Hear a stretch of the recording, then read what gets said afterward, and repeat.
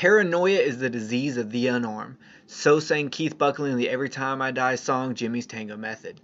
It's something we see in horror movies that has helped create tension and atmosphere that has skyrocketed their status in this little cult genre of ours. So what's the first movie that comes to your morbid brain when I talk horror and paranoia? Is it John Carpenter's The Thing? For most of us, it is. But I would like to introduce you to one you may not know. It's called Matango, and it has been called the Japanese horror version of Gilligan's Island.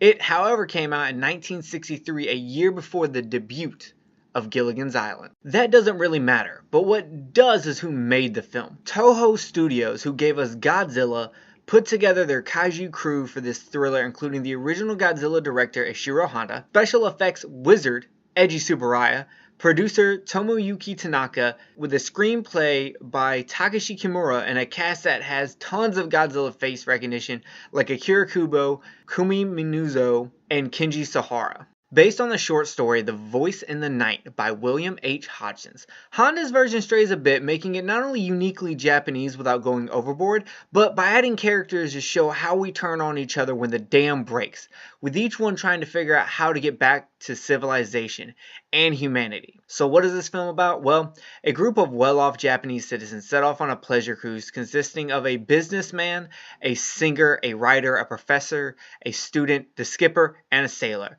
The businessman, Kasai, thinks his very expensive yacht will hold up through an approaching storm regardless of what his buddy Sakuda, the skipper, tells him. The storm wrecks the boat and they are left adrift until they come upon a mysterious island that seems to be a graveyard for ships. Once on land, they realize that there is no real animal life and the island seems deserted.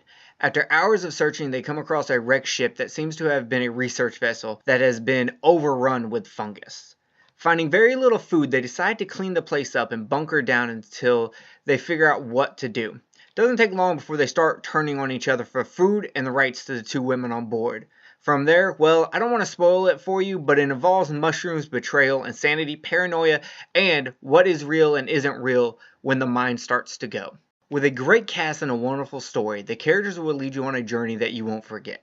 Some of you may have seen it on TV in the 60s and 70s as Attack of the Mushroom People in the US, or home video in the 80s in the UK under the title Fungus of Terror.